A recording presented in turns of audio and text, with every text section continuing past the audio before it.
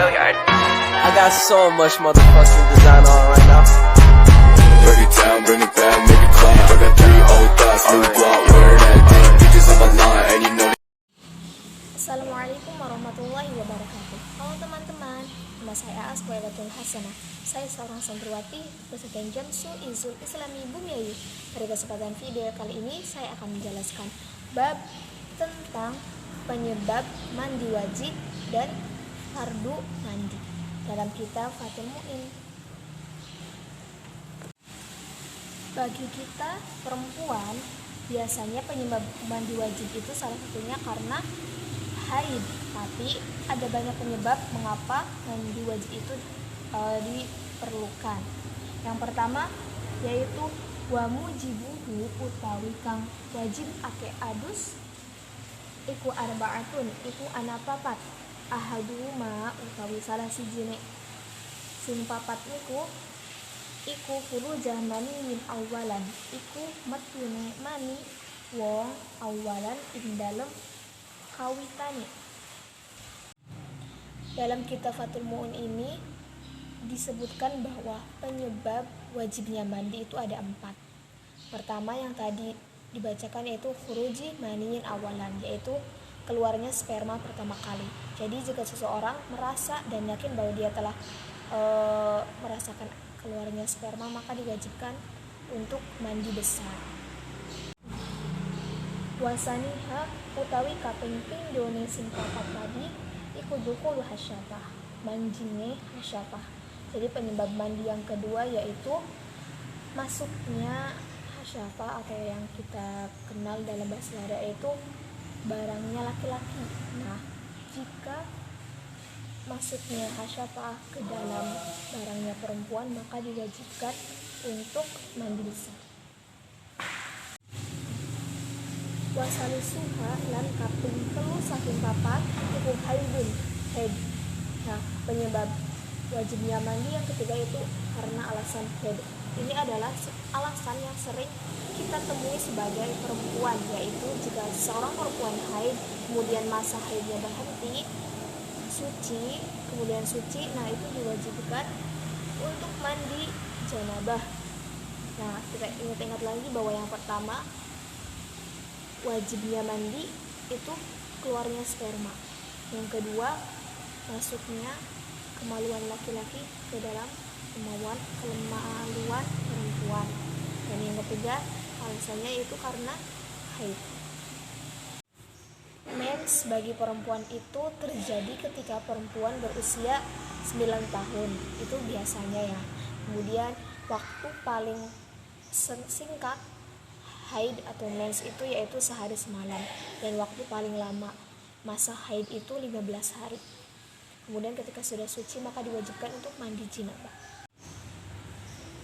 Wa rabi'uha lan kaping papat saking papat itu nifasun nifas. Dan alasan terakhir penyebab wajibnya mandi yaitu karena nifas. Nifas ini pastilah terjadi pada seorang perempuan setelah melahirkan. Nah, kemudian setelah masa nifas habis, perempuan tersebut suci dan melakukan mandi wajib atau mandi janabah. Pengertian nifas sendiri adalah darah haid yang terkumpul dan keluar setelah kosongnya rahim secara keseluruhan. Jadi nifas itu mungkin secara kejadian itu seperti keluarnya darah. Jadi kan selama hamil seorang perempuan itu tidak pernah merasakan atau mengalami haid. Nah, setelah melahirkan baru darah haid yang selama perempuan itu hamil terkumpul, kemudian baru keluar setelah selesai melahirkan. Minimal nifas itu 1 tetes darah, dan biasanya nifas itu 40 hari. Namun ada juga maksimal nifas yaitu 60 hari. Nah, setelah kita mengetahui penyebab mandi wajib itu tadi ada 4, sekarang kita membahas tentang fardu mandi. Apa saja fardu mandi? Wa farduhu utawi fardune adus aikusli tegese adus syai'ani iku ono rong perkara. Ahaduhuma utawi salah sijine syai'ani Ikun niyatun, niat warof il janabati, ngilangake janabah. Nah, yaitu fardu mandi wajib yang pertama tentu an-niyatu, niat. Fardu mandi yang pertama yaitu niat. Niat jinabah bagi orang yang melakukan jinabah, haid bagi perempuan yang haid, atau berniat untuk melakukan fardu mandi, menghilangkan hadas atau bersuci dari hadas yang telah dilakukan.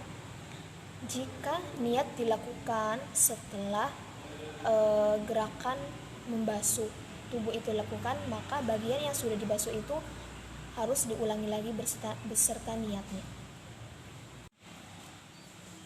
Wasanihima utawi kang kaping pindhone syai'ani iku ta'mimu ngerataake zahirin badani jabane badan. Jadi fardu mandi yang kedua adalah meratakan air ke seluruh bagian badan. Nah, ini termasuk bagian badan itu kan antara kuku, bagian-bagian yang lipatan itu wajib untuk dilalui oleh air yang kita ratakan ke seluruh badan. Jadi jangan sampai ada bagian tubuh kita yang terlewati oleh air yang kita gunakan untuk mandi janabah, untuk bersuci. Bagian yang ketiga yaitu sunah-sunah mandi. Apa saja sunah-sunah mandi? Dalam kitab Fathul Mu'in disebutkan waisannu lan den sunahake lil ghusli kedue adus al wajibi kang wajib wal mangdubi lan kang sunah. Jadi di sini dijelaskan bahwa dalam mandi itu baik mandi sunah maupun mandi wajib itu ada beberapa kesunahan. Yang pertama tasmiyatun, opo maca bismillah. Jadi sunnah mandi yang pertama itu membaca bismillah di awal mandi. Jadi sebelum berniat, sebelum meratakan air ke seluruh badan, yaitu sunnah untuk mengucapkan bismillah di awal mandi. Kemudian yang kedua wa izalatu qadarin lan ngilangake kotoran. Yang kedua itu menghilangkan kotoran yang suci. Kesunahan yang kedua yaitu menghilangkan kotoran yang suci, misalnya sperma dan ingus. Ya, dua hal itu harus dihilangkan. Demikian juga kotoran yang najis seperti madhi, meskipun najis dan mandi bisa dilakukan dengan satu basahan. Kemudian yang ketiga, kesunahan yang ketiga yaitu wa an yabula lan den sunahake opo yento yabula nguyuh man sapa wonge angzala kang metu mani sapa man qabla ayyad tasila ing dalem sadurunge yento adus sapa man. Kesunahan yang ketiga itu maksudnya orang yang mengeluarkan sperma disunahkan kencing terlebih dahulu sebelum mandi agar jalan kencingnya itu bersih. Kemudian yang keempat maudun dan sunahake kekemuk wastinsyakun lan ngerawat banyu maring irung summa wuduan nguli wudu. Nah, kesunahan yang keempat yaitu disunahkan untuk berkumur dan memasukkan air ke dalam hidung setelah menghilangkan kotoran dan berwudu lengkap. Dasarnya ittiba' Nabi sebagaimana diriwayatkan oleh Bukhari Muslim. Kemudian wa yusannu lan den sunahake lahu kedua wong atau muktasil istihabuhu opo ngelanggengaken wudu ilal farogi tumeka rampung hatta sehingga lau ahdasa lamun hadas sapa wong sunnalahu mangko den sunahake kedua wong i'adatuhu opo baleni wudu. Yang kelima itu melestarikan keadaan suci sampai selesai mandi, yakni apabila wudu itu batal maka disunahkan untuk mengulangi wudunya kembali. Kesunahan yang keenam yaitu fata'ahudu mangko disunahake opo niti ma'atifa lempitan. Nah, kesunahan yang keenam yaitu meneliti bagian badan di mana terdapat lipatan. Nah, ini sangat dianjurkan untuk meneliti bagian tubuh kita yang terdapat lipatan. Seperti apa? Seperti telinga, ketiak, pusar, ekor mata, dan kulit yang pecah. Sunnah juga meneliti pangkal rambut, mengguyur kepala bagian dengan air setelah menyela-nyela rambutnya. Kesunahannya seperti itu mengapa demikian harus menjadi kesunahan? Agar bagian-bagian yang tadi tertutup seperti ketiak dan lain-lain itu tetap terbasuh oleh air yang kita gunakan untuk bersuci, agar semua airnya itu merata ke seluruh badan. Kesunahan yang ketujuh yaitu wadalkun dan den sunahake opo ngosoi. Ngosoi itu bahasa Indonesia itu menggosok bagian badan di mana tangan sampai ke tangan agar sesuai dengan pendapat ulama yang mengharuskannya.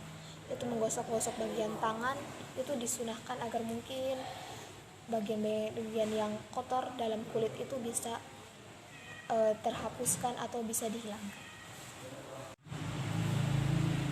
Wataslilun lan den sunahake opo ngaping teluni, sebuah kesunahan untuk mengulangi tiga kali terhadap basuhan seluruh badan, menggosok basmalah dan berzikir sesudah mandi. Yaitu kesunahan untuk mengulangi 3 kali itu termasuk kesunahan dalam mandi.